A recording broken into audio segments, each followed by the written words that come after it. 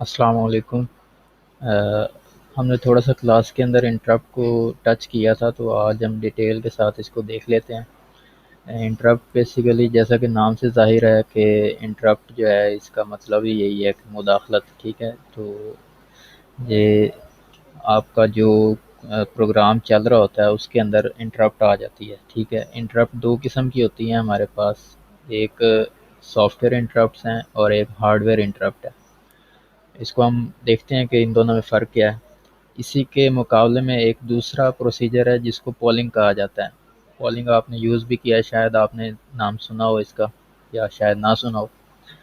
बहरहाल आपने इसको इस्तेमाल किया हुआ है। पोलिंग यही होता है कि पोलिंग में आप खुद देख रहे होते हैं। ठीक है, जैसे आप इफ़ एल्स लगाते हैं, ठीक है, कंडीशनल स्टेटमेंट्स ये आपकी पोलिंग के अंदर आ जाती हैं। पोलिंग में ये है कि आपका माइक्रो प्रोसेसर खुद चेक कर रहा होता है किसी भी कंडीशन को या किसी स्टेट को। जबकि इंटरप्ट में ये है कि इंटरप्ट में वो चेक नहीं कर रहा होता, वो अपना काम कर रहा होता है। जब भी वो कोई इवेंट अकर हो जाता है तो वो इसको इतला दे दी जाती है, तो इसको पता चल जाता है अच्छा जी ये काम हो गया, तो अब इसके नतीजे में मैंने अब आगे क्या करना है। इसकी मिसाल यूँ ले लें कि सपोज़ करें आपने चूल्हे पे जो है दूध रखा है बॉयल होने के लिए। ठीक है, और पोलिंग का ये होगा कि आप बार बार जाके चेक कर रहे हैं कि दूध जो है वो बॉयल हो गया या नहीं हुआ। ठीक है, जबकि इंटरप्ट में ये है कि हो सकता है आपने उसके साथ किसी और को खड़ा कर दिया, मसलन अपने बहन भाई किसी को खड़ा कर दिया, उसको कह दिया कि जब ये हो जाए तो मुझे बता देना, या आपने कोई अलार्म लगा लिया या कोई ऐसी चीज़ कर ली है। ठीक है, इसी के साथ आप ये देख लें कि आप सपोज करें आप जैसे मोबाइल फ़ोन पे हमारे कॉल आती है ना, तो ये कॉल जो है ये एक इंटरप्ट इसको आप कह सकते हैं, क्योंकि ये भी उसके लिए इंटरप्ट का सिग्नल होता है। अच्छा, इंटरप्ट में अब होता क्या है जब इंटरप्ट अकर करती है। अच्छा, पहले हम देख लेते हैं सॉफ्टवेयर और हार्डवेयर इंटरप्ट में क्या फ़र्क होता है।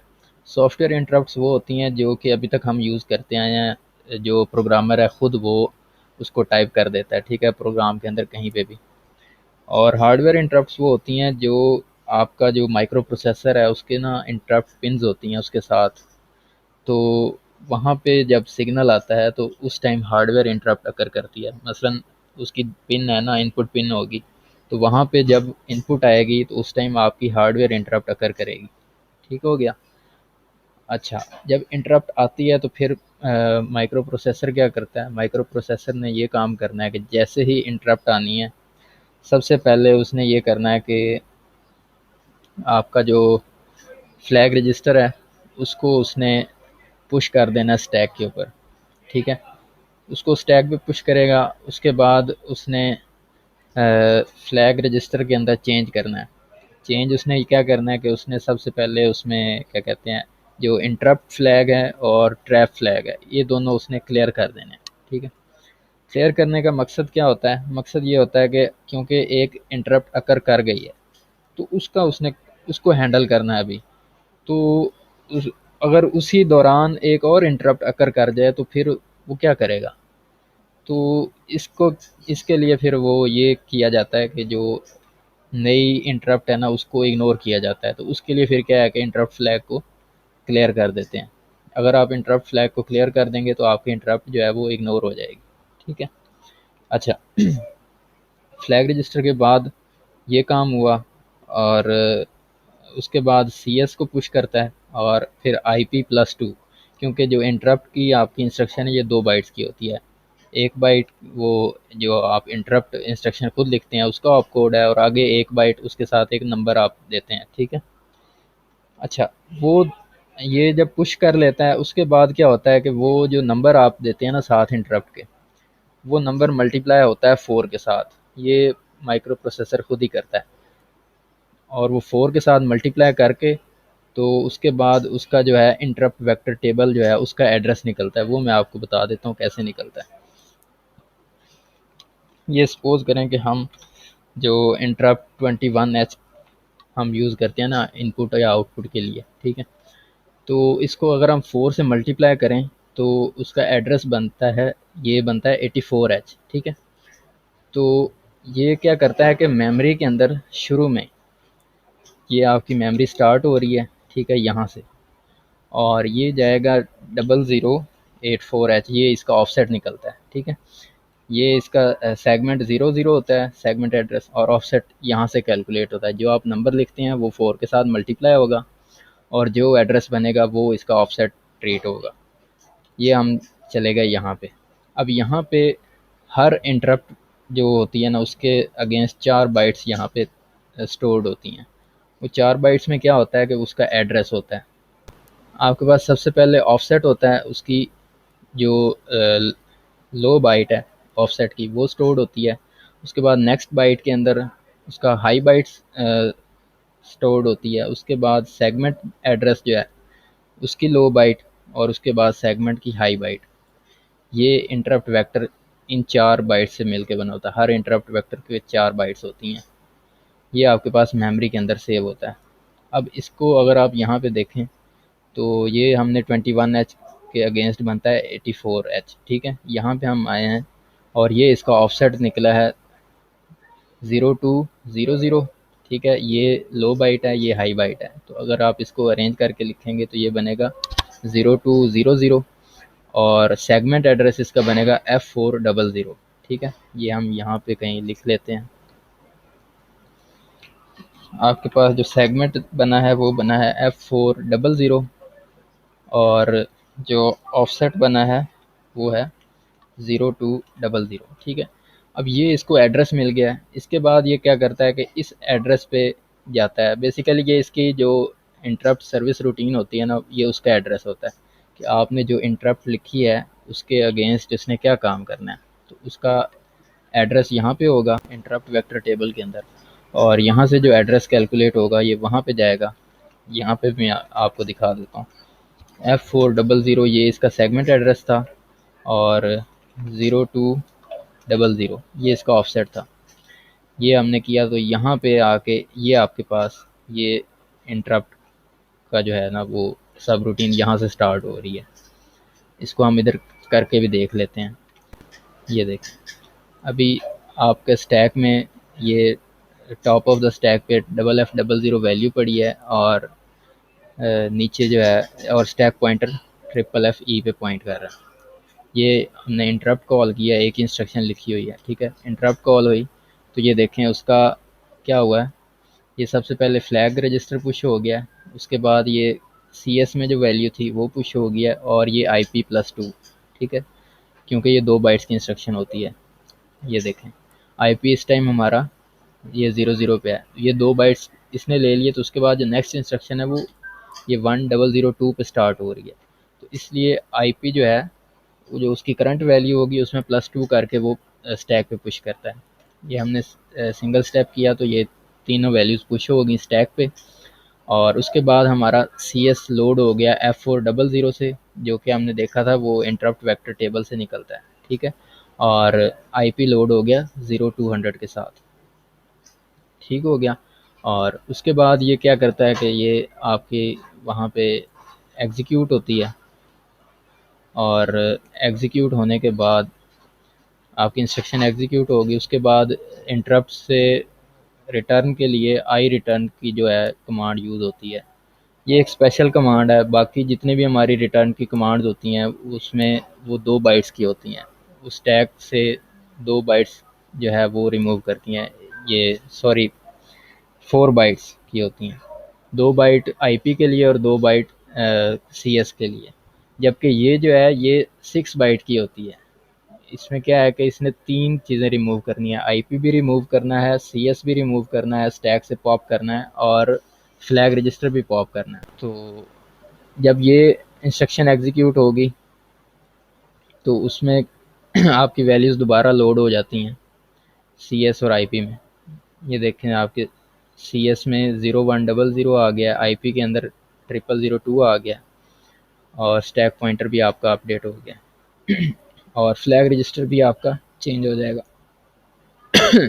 सॉरी,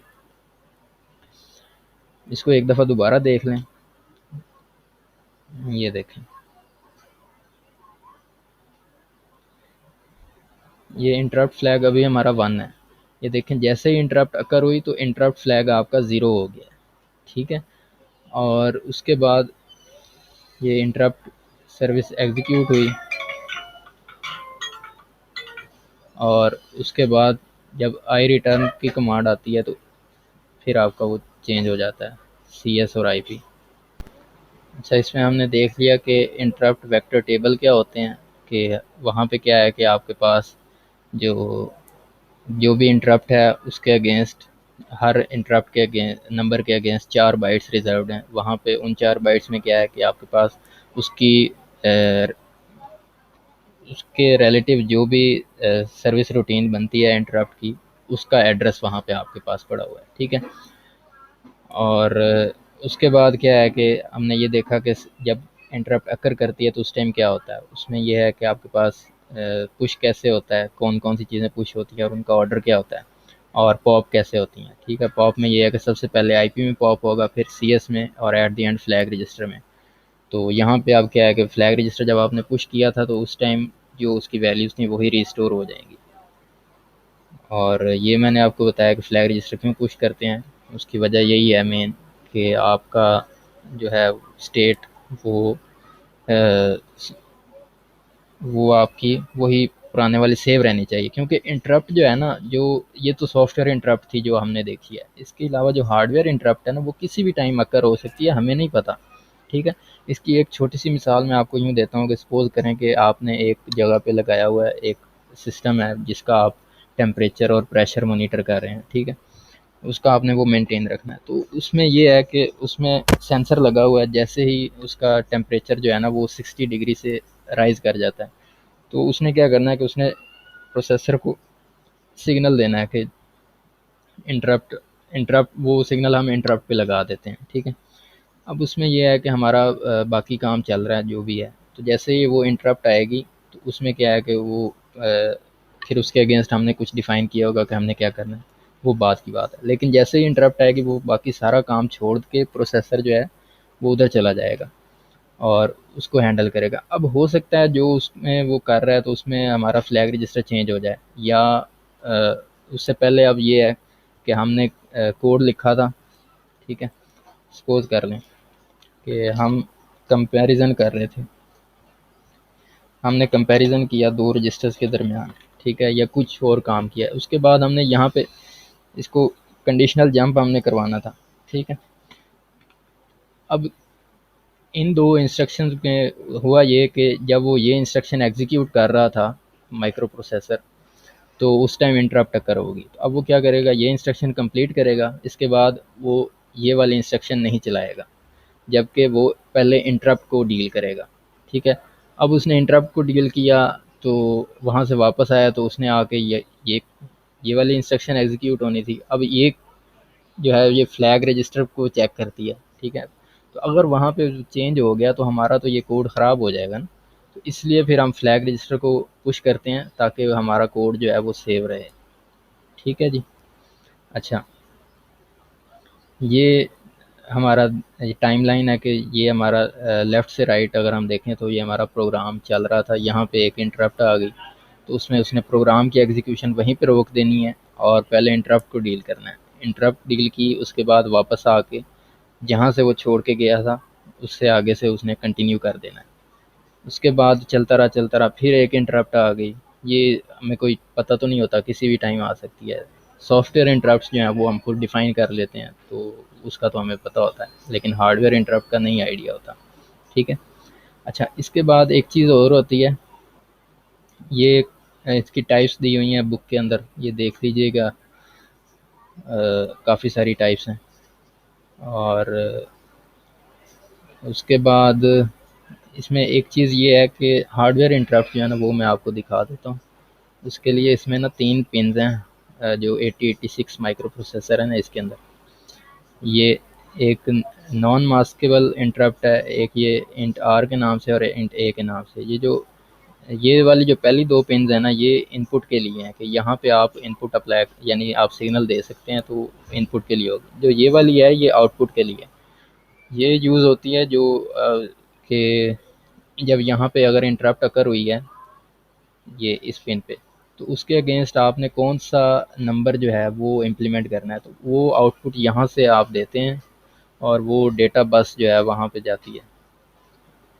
ये नीचे इसका ये D0 से D7 ये पिन्स यूज़ होती हैं, वहाँ से इसका नंबर जनरेट होता है। ठीक है। अच्छा, अब ये जो NMI और ये इंट आर है ना, इन दोनों में फ़र्क थोड़ा सा इस तरह है कि जो NMI है ये एज ट्रिगर्ड है और दूसरी जो इंट आर है ये लेवल ट्रिगर्ड है। लेवल ट्रिगर्ड और एज ट्रिगर्ड में फ़र्क क्या होता है कि आपका जो डिजिटल सिग्नल होता है वो इस तरह होता है, ठीक है, 0 और 1 की फॉर्म में। अब इसके अंदर ये 0 जो है ये एक लेवल है, ये 1 जो है ये दूसरा लेवल है, इसको लो लेवल बोल देते हैं, इसको हाई लेवल बोल देते हैं। ठीक है। और ये जो होती है ना, ये जब आपका चेंज हो रहा है सिग्नल 0 से 1 के दरमियान, इसको एज बोल देते हैं। ठीक है, ये राइजिंग एज होता है और ये फॉलिंग एज होता है। जो एज ट्रिगर्ड है वो इस जगह पे आपका ट्रिगर होगा जैसे ही आपका सिग्नल यहाँ ये वाली एज आएगी। ठीक है, तो आपका इंटरप्ट अकर हो जाएगी।